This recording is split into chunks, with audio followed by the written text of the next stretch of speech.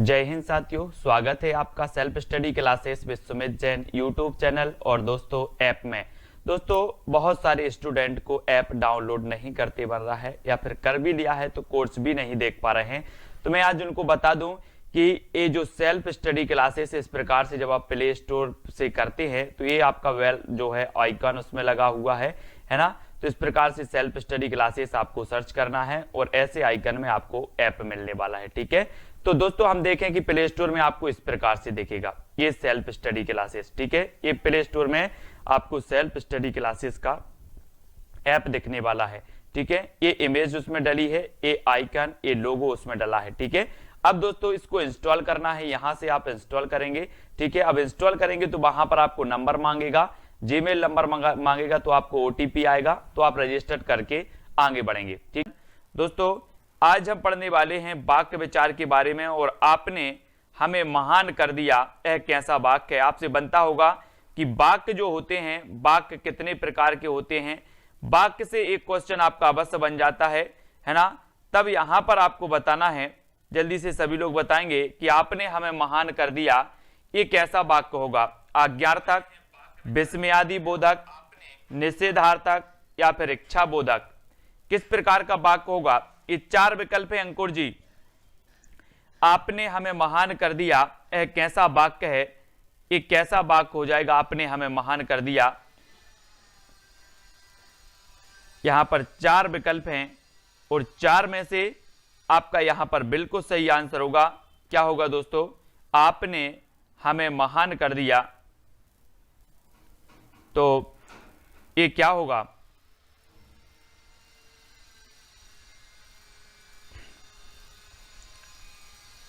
क्या हो जाएगा, विस्मयादि बोधक। कौन सा हो जाएगा, विस्मयादि बोधक वाक्य। ठीक है, जिन वाक्यों में हर्ष, शोक, घृणा आदि के भाव व्यक्त हों उन्हें विस्मयादि बोधक वाक्य कहते हैं। आपने हमें महान कर दिया ये कैसा है, विस्मयादि बोधक।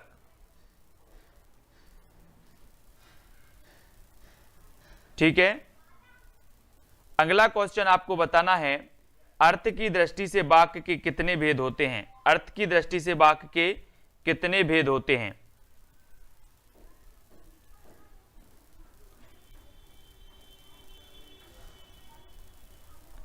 आपको बताना है अर्थ की दृष्टि से कितने भेद होते हैं, प्रश्न क्रमांक 2 में। और यहां पर आपका बिल्कुल सही आंसर होगा कि अर्थ की दृष्टि से जो वाक्य के भेद होते हैं 8 प्रकार के होते हैं। आ से अर्थ और आ से 8। ठीक है, तो ये 8 प्रकार के होते हैं। रचना की दृष्टि से 3 प्रकार के होते हैं ना, रचना की दृष्टि से 3 प्रकार के। ऐसा सार्थक शब्द समूह जो व्यवस्थित हो तथा पूरा आस प्रकट कर सके वाक्य कहलाता है। वाक्यों का वर्गीकरण 2 दृष्टियों से होता है, अर्थ की दृष्टि से तथा रचना की दृष्टि से। ठीक है, अर्थ की दृष्टि से वाक्य 8 प्रकार के विधिवाचक, निषेधवाचक, आज्ञावाचक, प्रश्नवाचक, विस्मयवाचक, संदेहवाचक और इच्छावाचक होते हैं। ठीक है, और रचना की दृष्टि से सरल और मिश्र और संयुक्त, ये रचना की दृष्टि से 3 प्रकार के होते हैं और अर्थ की दृष्टि से 8 प्रकार के होते हैं। ठीक है, अगला आपको बताना है कि जिस वाक्य में एक उद्देश्य और एक विधेय होता है वह वाक्य क्या कहलाता है, उस वाक्य को क्या कहते हैं। मिश्र वाक्य, आश्रित वाक्य, संयुक्त वाक्य या फिर सरल वाक्य। तो जिस वाक्य में एक उद्देश्य और एक विधेय होता है उस वाक्य को क्या कहा जाता है। 4 विकल्प हमने पढ़ा था कि सर जो सरल वाक्य होता है, सरल वाक्य, इसमें एक विधेय होता है ना, और एक उद्देश्य होता है। ठीक है, तो जिस वाक्य में एक उद्देश्य और एक विधेय हो उसे कहते हैं हम सरल वाक्य। ठीक है, तथा एक क्रिया होती है, एक कर्ता होता है, उसे साधारण या सरल वाक्य कहते हैं। जैसे बिजली चमकती है, पानी बरसा, जबकि मिश्र वाक्य में मुख्य उद्देश्य विधेय के अलावा एक अधिक सामायिक क्रियाएं होती हैं, है ना। संयुक्त वाक्य उस वाक्य को कहते हैं जिसके 2 या 2 से अधिक सरल वाक्य अथवा मिश्र वाक्य अवयवों द्वारा संयुक्त होते हैं। तो यहां पर आपको बताना है कि निम्नलिखित में से विधानवाचक वाक्य कौन सा है, विधानवाचक बताना है। प्रश्न क्रमांक 4 का उत्तर, आप अपनी बात कह सकते हैं। अब तक वह सो गया होगा, वह ना तो स्वयं सोता है न किसी और को सोने देता है, जाड़े की धूप बहुत प्यारी लगती है। विधानवाचक वाक्य बताना है। प्रश्न क्रमांक 4 में कौन सा हो जाएगा विधानवाचक वाक्य। वाक्य से भी क्वेश्चन पूछे जाते हैं और यहां पर आपको विधानवाचक वाक्य का चयन करना है, तब आपका यहां पर बिल्कुल सही आंसर क्या हो जाएगा कि जाड़े की धूप बहुत प्यारी लगती है, जाड़े की धूप बहुत प्यारी लगती है ना, वो आपका डी नंबर बिल्कुल सही हो जाएगा, डी नंबर। ठीक है, वाक्य अनेक प्रकार के हो सकते हैं। इनमें से विधानवाचक वाक्य क्या है, जिन वाक्यों में क्रिया के करने या होने की सूचना मिलती है उन्हें विधानवाचक वाक्य कहते हैं। जैसे जाड़े की धूप बहुत प्यारी लगती है, तो विधानवाचक वाक्य में क्या होता है, क्रिया के करने या होने की सूचना मिलती है, क्रिया के करने या होने की। तो जाड़े की धूप बहुत प्यारी लगती है ना। तो यहां पर आपका विधानवाचक वाक्य हो जाएगा आपकी यात्रा मंगलमय हो। वाक्य किस प्रकार का है, आपकी यात्रा मंगलमय हो, किस प्रकार का वाक्य है, लोकेंद्र जी है ना, मुस्कान जी, कमला जी, आर बाय, सभी लोग बताएंगे कि जाड़े आपकी यात्रा मंगलमय हो। अपन कई बार पढ़ते ना कि सर ये तो इच्छावाचक है, कैसा है, इच्छावाचक, यानी सी नंबर इच्छावाचक बिल्कुल सही होगा। ठीक है, फिर यहां पर हम बात करते हैं दोस्तों इच्छावाचक की, कि जिन प्रश्न में दिया गया वाक्य आपकी यात्रा मंगलमय हो, इच्छावाचक वाक्य है, और जिन वाक्यों में इच्छा, आशीष, शुभकामना आदि का ज्ञान होता है उन्हें इच्छावाचक वाक्य कहते हैं। जैसे भगवान तुम्हें लंबी उम्र दे, आपकी यात्रा मंगलमय हो, तुम्हारा कल्याण हो। तो इच्छा, आशीष और शुभकामनाएं जहां पर दी जाती हैं वो इच्छावाचक वाक्य होते हैं। ठीक है, मैं भी आपके साथ चलता किंतु मेरा स्वास्थ्य ठीक नहीं है, यह उदाहरण वाक्य के किस भेद पर आधारित है, संज्ञा उपवाक्य के, मिश्र वाक्य के, संयुक्त वाक्य के, या इनमें से कोई नहीं। मैं भी आपके साथ चलता किंतु मेरा स्वास्थ्य ठीक नहीं है, तो यहां पर बताना है कि ये किस प्रकार का आपका वाक्य हो जाएगा। आपने पढ़े हैं रचना की दृष्टि से वाक्य के 3 भेद होते हैं। पहला होता है दोस्तों सरल वाक्य, दूसरा मिश्र वाक्य और तीसरा होता है संयुक्त वाक्य, सभी लोगों को पता है। तो यहां पर मैं अगर आपको एक ट्रिक से ये सरल मिश्र संयुक्त ये बता देंगे, यहां पर कुछ इसके वाचक शब्द होते हैं। जैसे यहां पर आपको पहचानना है कि किंतु आया, तो आप क्या लगा दोगे, सरल वाक्य। ये मिश्र संयुक्त वाक्य लगा देंगे, जिसमें एक से अधिक सरल वाक्य सम्मिलित होते हैं वो संयुक्त वाक्य होता है। ठीक है, जिन वाक्यों में 2 से अधिक सरल वाक्य, समुच्चय बोधक, अव्ययों और, तथा, एवं, किंतु, परंतु, यानी कि मिश्र वाक्य वही होगा जिसमें और, तथा, एवं, किंतु, परंतु से एक से अधिक वाक्य जुड़े होंगे। ठीक है, उन्हें संयुक्त वाक्य कहेंगे। जैसे बात करें कि मैं भी आपके साथ चलता किंतु मेरा स्वास्थ्य ठीक नहीं है, तो ये किंतु आया, किंतु, परंतु, एवं, तथा और, ये शब्द आते हैं संयुक्त वाक्य में। ठीक है, अब यहां पर बताना है कि मोहन ने रवि की शिकायत की क्योंकि उसने मोहन को परेशान किया। वाक्य निम्न में से किस सरल वाक्य से बना है, किससे बना है, प्रश्न क्रमांक 7 का चयन करिए सभी लोग। रवि ने परेशान किया इसलिए मोहन ने उसकी शिकायत की, रवि की परेशानी के कारण मोहन ने शिकायत की, या जब रवि ने परेशान किया तब मोहन ने शिकायत की। यहां पर हमें सरल वाक्य से बना बताना है कि कौन सा है। 4 विकल्प में से आप चयन करेंगे, आपको दिख रहा होगा, सभी लोग को दिख रहा है।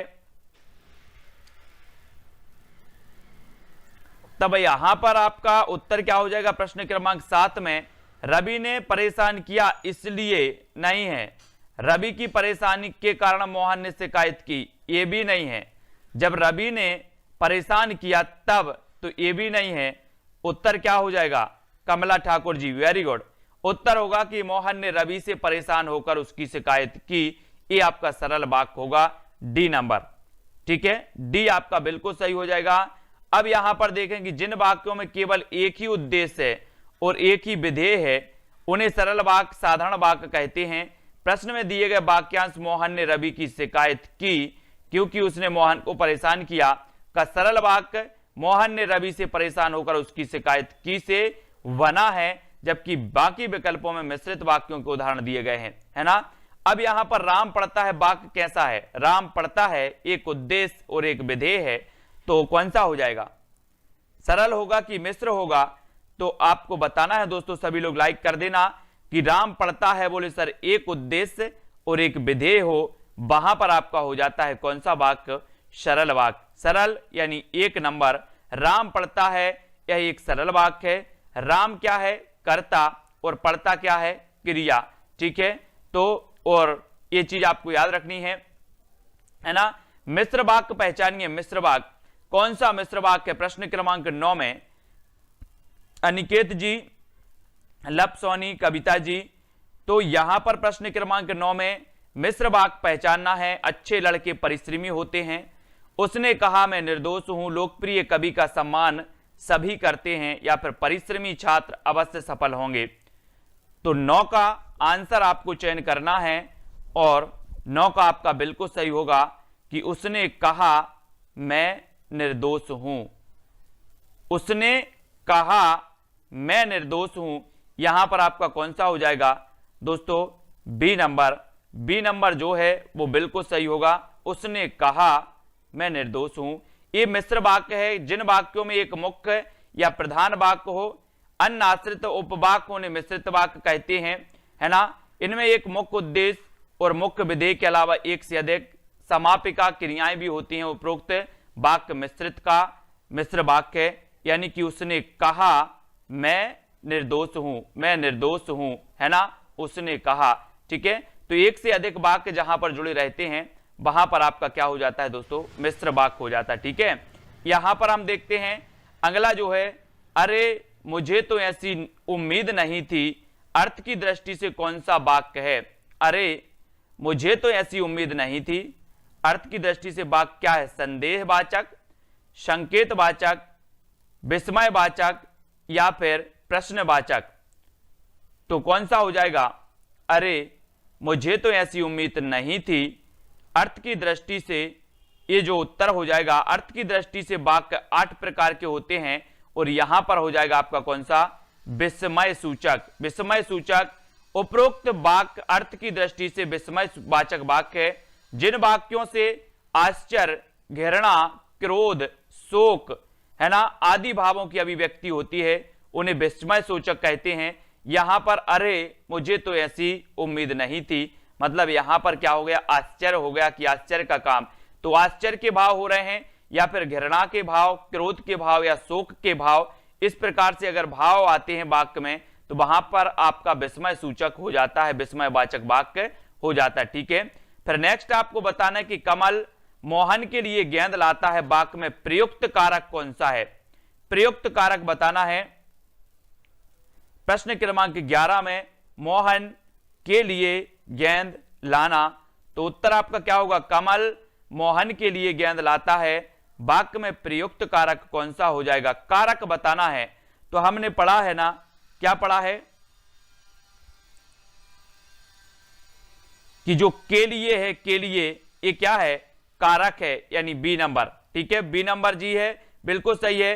वाक्य में प्रयुक्त कारक के लिए है, जिसके लिए क्रिया की जाती है अथवा जिसे कोई वस्तु दी जाती है, वहां संप्रदान कारक होता है, संप्रदान कारक होता है। इसका विभक्ति चिन्ह क्या है, के लिए, ठीक है, के लिए।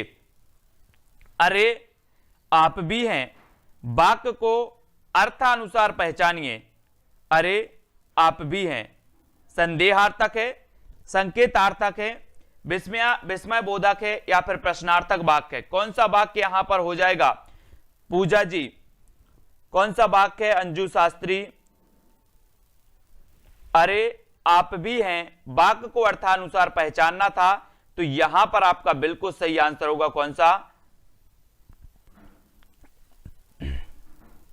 विस्मय बोधक, है ना। अरे आप भी हैं विस्मय बोधक वाक्य है।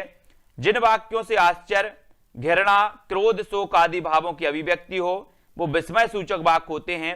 एक क्वेश्चन भी पूछा जाता है ना। अब आपको बताना है निकेतन कि पूर्ण वाक्य के अनिवार्य संगठन है तो कौन है? उद्देश्य और क्रिया, कर्ता और कर्म, उद्देश्य और विधेय, क्रिया और कर्ता। तो अमरजीत जी, पूर्ण वाक्य के अनिवार्य संगठक कौन से होते हैं पूर्ण वाक्य के? तो यहां पर पूर्ण वाक्य के जो अनिवार्य संगठक होते हैं वो होते हैं दोस्तों कौन से? उद्देश्य और विधेय।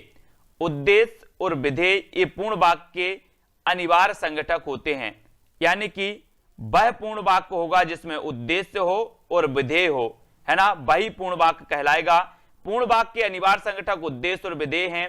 जिसके बारे में बात की जाए इसे उद्देश्य कहते हैं, जिसके बारे में बात की जाए उसे उद्देश्य कहते हैं, तथा जो बात की जाए उसे विधेय कहते हैं, है ना।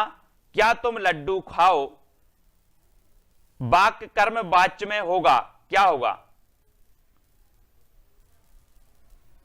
कर्म वाच्य में ये कौन सा बन जाएगा दोस्तों? कर्म वाच्य भी आपने पढ़े हैं। यहां पर है कि क्या तुम लड्डू खाओगे, खाओगे, है ना।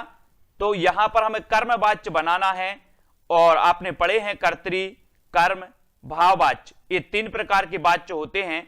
और वाच्यों की जब बात आती है तो जब कर्म वाच्य की बात आती है तो यहां पर है क्या तुमसे लड्डू खाया जाएगा, क्या तुमसे लड्डू खाया जाएगा, यानी बी नंबर आपका बिल्कुल सही होगा। क्या तुमसे लड्डू खाया जाएगा, एक कर्म वाच्य। यहां पर देखो जिस वाक्य में कर्म प्रधान होता है उसे कर्म वाच्य कहते हैं। उक्त वाक्य में बा क्या तुमसे लड्डू खाया जाएगा, ये क्या है?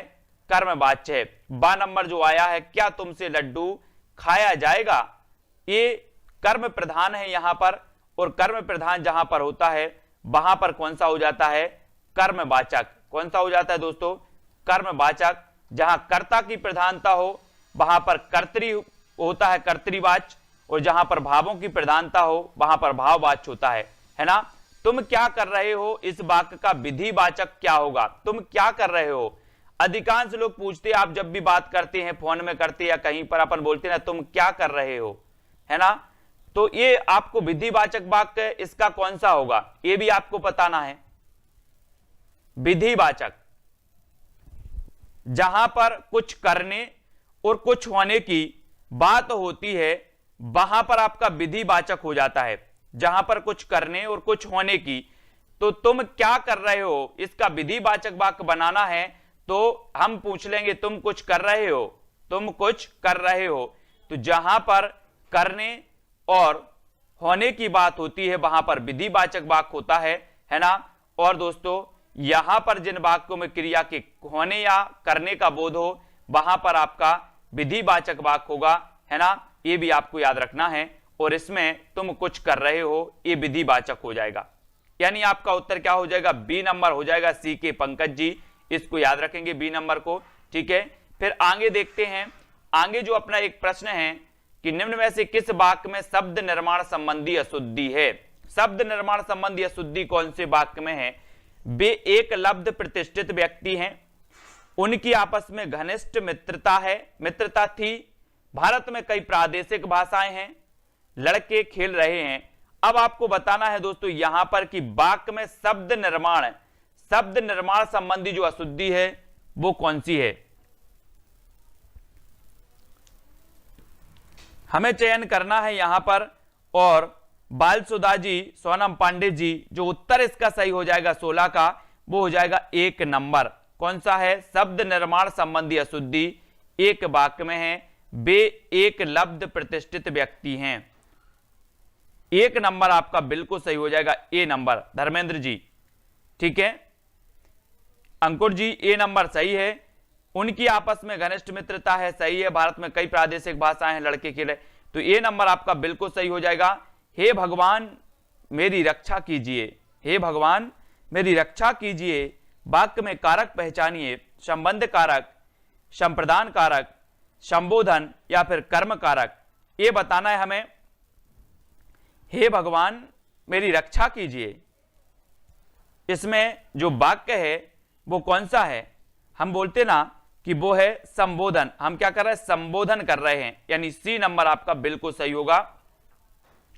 संबोधन कारक जिसमें किसी को बुलाने अथवा सचेत करने का भाव प्रकट होता है उसे संबोधन कारक कहते हैं, है ना। ये आपको याद रख लेना। और ये संबोधन चिन्ह आपको इस प्रकार से लगा जाता है, हे भगवान मेरी रक्षा करना, है ना। तो संबोधन कारक हो जाएगा ओह मेरा सिर फटा जा रहा है, ओह मेरा सिर फटा जा रहा है। वाक्य को अर्थ की दृष्टि से पहचानना है तो कौन सा हो जाएगा? ओह मेरा सिर फटा जा रहा है, यहां पर वाक्य कौन सा होगा? और 18 का बिल्कुल सही बताया है कि यहां पर हो जाएगा विस्मयवाचक, है ना। उपरोक्त वाक्य अर्थ की दृष्टि से विस्मयवाचक वाक्य है। जिन वाक्यों में आश्चर्य, घृणा, क्रोध, शोक आदि के भाव अभिव्यक्त हों उसमें विस्मयवाचक वाक्य होता है, ठीक है। भगवान करे तुम जल्दी अच्छे हो जाओ, उदाहरण कैसा है?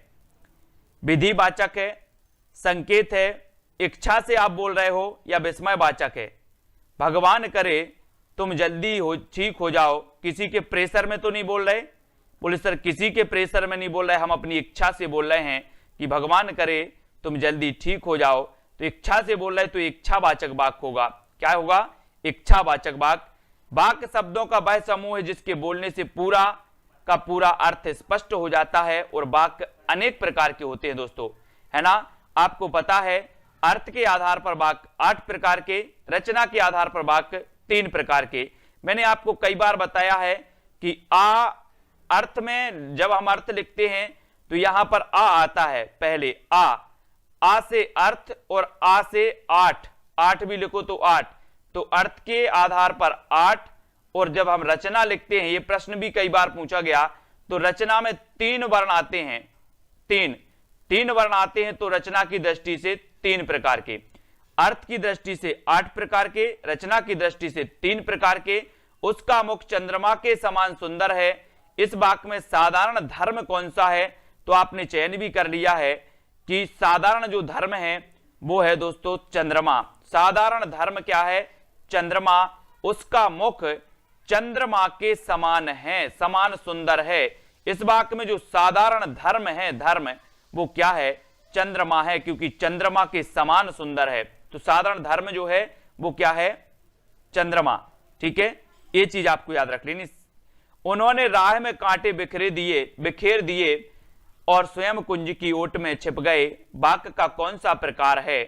वाक्य का प्रकार चयन करना हमें 21 में। सभी लोग लाइक जरूर कर देंगे। रात में 11 बजे भी अपनी जीके की क्लास होती है, वो भी जरूर अटेंड करें, है ना। और दोस्तों 4 बजे नेक्स्ट क्लास विज्ञान की होगी और करंट अफेयर्स का वीडियो भी सुबह आ रहा है, उनको भी देखें। 7 बजे एक एमपी जीके का ओल्ड वीडियो भी आता है, वो भी जरूर देखें, उससे भी आपका रिवीजन होगा। उन्होंने राह में कांटे बिखेर दिए और स्वयं कुंज की ओट में छिप गए। ये जो वाक्य है दोस्तों, इस संयुक्त वाक्य बिखेर दिए और स्वयं कुंज की ओट में छिप गए, ये आपका मिश्रित नहीं होगा, ये आपका संयुक्त होगा। संयुक्त यानी कि सी नंबर इसका सही हो जाएगा। अधिकांश लोगों ने डी बता दिया, ये डी नहीं है दोस्तों, ये सी है 21 का। उन्होंने राह में कांटे बिखेर दिए, स्वयं कुंज की ओट में छिप गए। वाक्य संयुक्त वाक्य का उदाहरण है। अनेक या दो से अधिक स्वतंत्र उपवाक्यों का समूह जो अर्थ के लिए एक दूसरे पर क्या हो? आश्रित हो, संयुक्त वाक्य कहलाते हैं। जबकि साधारण वाक्य उसे कहते हैं जिसमें एक उद्देश्य और एक विधेय होता है ना। तो यहां पर एक और शब्द आया है, कौन सा? और आया है, तो और से ही आप पहचान जाते कि सर ये क्या है? संयुक्त वाक्य है। इसके कुछ वाचक शब्द होते हैं, तो इनको भी आपको अभी अपन ने पढ़ा था ना कि संयुक्त वाक्य में कौन कौन से आते हैं, है ना, वो पढ़ा था। किंतु, परंतु, और, तथा, एवं, ये जो शब्द आते हैं, ये वाक्य में अगर आ गए तो मान के चलो कि वो संयुक्त वाक्य है। सीधी सी अगर आपको समझ में नहीं आता तो ठीक है। फिर आगे से यहां पर देखते हैं दोस्तों कि निम्न में से मिश्र वाक्य कौन सा है? मैंने आश्चर्य से कहा, कीड़े, है ना, उसने नीना का विरोध नहीं किया और बड़े धैर्य और लगन के साथ मौके का इंतजार करता रहा। अब मुझे पूरी बात समझ में आ गई, आखिर क्या कहना चाह रहा है। तो मिश्रित वाक्य आपको बताना है कि कौन सा हो जाएगा। मिश्रित वाक्य यानी कि आपका प्रश्न क्रमांक 22 का उत्तर क्या हो जाएगा?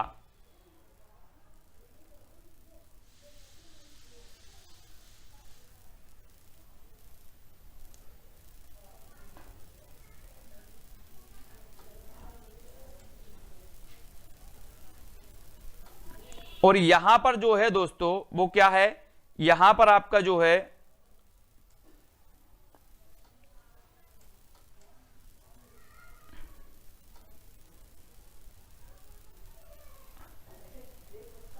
यहां पर आपको मिश्रित वाक्य की पहचान करनी है। तो यहां पर ये तो आपका क्या है, संयुक्त होगा, ये गलत लिख गया है यहां पर, है ना। ये यहां पर जो है दोस्तों वो उत्तर गलत लिख गया है। ये देखो यहां पर कि जिन वाक्यों में दो या दो से अधिक सरल वाक्य समुच्चय बोधक अव्ययों और तथा पर परंतु आदि से जुड़े हों उन्हें संयुक्त वाक्य कहते हैं। जैसे उसने मीना का विरोध नहीं किया और बड़े धैर्य से साथ, ये आपका एक संयुक्त वाक्य हो जाएगा, है ना। यहां पर मिश्र पूछा गया है तो यहां पर मिश्र का उदाहरण भी नहीं है, ठीक है। ये संयुक्त हो जाएगा, संयुक्त, है ना। इस प्रकार से संयुक्त वाक्य। मिश्र वाक्य किसे कहते हैं ये बताना है 23 का आंसर। जिनमें एक ही कर्ता और एक ही क्रिया होती है, जिनमें एक से अधिक प्रधान उपवाक्य हों और वे संयोजक अव्यय से जुड़े हों, जिनमें एक साधारण वाक्य तथा उसके अधीन दूसरा उपवाक्य हो या उपरोक्त में से कोई नहीं। तो मिश्र वाक्य किन्हें कहते हैं ये चीज हमें बतानी है। हाँ लोकेंद्र जी, 23 मिश्र वाक्य किसे कहते हैं? मिश्र वाक्य आपको बताना है। और बोले सर कि जिनमें एक साधारण वाक्य तथा उसके अधीन दूसरा उपवाक्य हो वो कहलाता है आपका कौन सा? मिश्र वाक्य। वो क्या कहलाता है? जिनमें एक साधारण वाक्य होता है और उसके अधीन दूसरा उपवाक्य होता है, वो आपका मिश्र वाक्य कहलाता है। देखें कि जिन वाक्यों में एक मुख्य तथा प्रधान वाक्य हो और अन्य आश्रित उपवाक्य हो उन्हें मिश्रित वाक्य कहते हैं। जैसे बात करें कि इनमें एक मुख्य उद्देश्य और मुख्य विधेय के अलावा एक से अधिक समापिका क्रियाएं होती हैं। जैसे यदि परिश्रम करोगे तो उत्तीर्ण हो जाओगे, परिश्रम करोगे तो उत्तीर्ण हो जाओगे, है ना। तो जो उत्तीर्ण हो जाओगे वाला है पूर्ण रूप से इस पर डिपेंड है कि परिश्रम करोगे तो उत्तीर्ण हो जाओगे। ये क्या है? उपवाक्य है। मैं जानता हूं कि तुम्हारे अक्षर अच्छे नहीं बनते, तो जो दूसरा उपवाक्य होता है वो पहले उपवाक्य पर पूरा डिपेंड होता है ना। तो ये भी आपको याद रख लेना। जिन वाक्यों में आज्ञा, प्रार्थना, उद्देश्य आदि का ज्ञान होता है उन्हें वाक्य कहते हैं।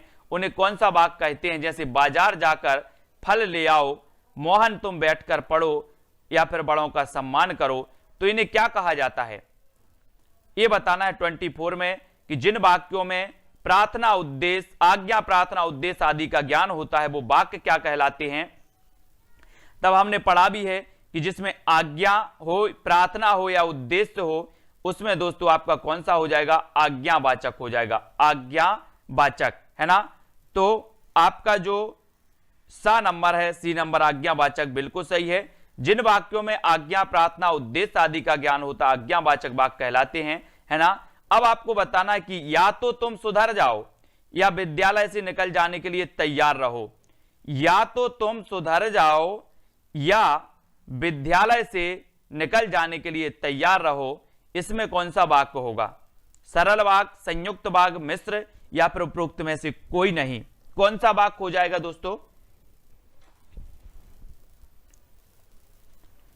और यहां पर अपन ने देखा कि सर हमने अब भी ऊपर पढ़ा था कि संयुक्त वाक्य में या शब्द आया, या तो तुम सुधर जाओ या विद्यालय से निकल जाने के लिए तैयार हो जाओ। यानी कि एक से अधिक सरल वाक्य जहां पर जो होता है वो सही हो जाते, ठीक है। तो या तो तुम सुधर जाओ या विद्यालय से निकल जाने के लिए तैयार हो जाओ। तो यहां पर आपका क्या हो जाएगा? संयुक्त वाक्य, संयुक्त वाक्य हो जाएगा। संजय जी बिल्कुल सही है, संयुक्त वाक्य हो जाएगा। इसके कुछ वाचक शब्द आपको देखना है दोस्तों। यहां पर देखो, इस जो जिस वाक्य में और, तथा, एवं, पर, परंतु इतने अगर शब्द आते हैं तो आपको क्या लगाना है? संयुक्त वाक्य, ठीक है। क्या लगाना है? संयुक्त वाक्य। और वाक्य को भी आपको पढ़ लेना है थोड़ा सा, है ना, क्योंकि कभी कभी ये डिस्टर्ब भी हो जाता है, कभी कभी मतलब 5% भी नहीं, बाकी कभी कभी ये इसमें तथा या कुछ आ जाए या पर आ जाए तो कभी कभी ये वो हो जाता है अपवाद, है अपवाद हो जाता है ना। तो वाक्य को भी पढ़ लेना है, और तथा, एवं, पर, परंतु, ये अगर शब्द आ रहे हैं तो उनको मान के चलना है 95% की इसमें कौन सा होगा, संयुक्त वाक्य होगा। ठीक है, ये भी आपको देख लेना है, और, तथा, एवं, पर, परंतु। ठीक है, इस संयुक्त वाक्य की एक पहचान होती है ना। अब यहां पर देखें कि राम ने मोहन की गाड़ी खरीदी, इस वाक्य का मिश्र वाक्य में रूपांतर क्या होगा। गाड़ी खरीदी मोहन ने राम की, राम ने उस गाड़ी को खरीदा जो मोहन की थी, राम ने मोहन की गाड़ी खरीदी, या फिर उपरोक्त में कोई नहीं। तो मिश्र वाक्य आपको बताना है कि मिश्र वाक्य में रूपांतर कर दिया। तो यहां पर दोस्तों सामान्य सा क्वेश्चन है कि राम ने उस गाड़ी को खरीदा जो मोहन की थी, जो मोहन की थी, है ना। तो ये जो वाक्य दूसरा वाला है पूर्णतः इस पर डिपेंड है कि राम ने उस गाड़ी को खरीदा जो मोहन की थी। ये इस प्रकार से मिश्र वाक्य होता है। मिश्रित वाक्य की अगर बात करें तो उन वाक्यों को कहते हैं जिन वाक्यों में एक मुख्य प्रधान वाक्य हो और दूसरा अन्य आश्रित उपवाक्य हो, है ना। तो यहां पर अगर बात करें कि राम ने मोहन की गाड़ी खरीदी का मिश्र वाक्य होगा रूपांतर करने पर बना वाक्य कि राम ने उस गाड़ी को खरीदा जो मोहन की थी। ठीक है, नेक्स्ट आपको बताना है कि जिन वाक्यों में क्रिया करने या होने की सूचना मिले उन्हें वाक्य कहते हैं। जैसे मैंने दूध पिया, क्रिया हो रही है, वर्षा हो रही है ना, राम पढ़ रहा है, तो इसमें हमें सूचना मिल रही है कि क्रिया हो रही है ना, क्रिया हो रही है। तो क्रिया होने का, और दोस्तों जिन वाक्यों में क्रिया करने या होने का अगर बोध मिले, सूचना मिले, तो वहां पर जो हो जाता है अपना कौन सा हो जाता है, अपन पढ़ रहे हैं, वो होता है विधानवाचक। विधानवाचक हो जाता है कांति जी, है ना, बिल्कुल सही, अंजू जी, किरण जी। जिन वाक्यों में क्रिया के करने या होने की सूचना मिले उन्हें विधानवाचक वाक्य कहते, जैसे मैंने दूध पिया या फिर वर्षा हो रही है। ठीक है, और जिन वाक्यों में हम आशीष, शुभकामना, है ना, और जो चीजें हम इच्छा से बोलते हैं वहां पर इच्छावाचक वाक्य होता है ना। जहां पर आज्ञा, प्रार्थना, उपदेश दिया जाता है वहां पर आज्ञावाचक हो जाता है।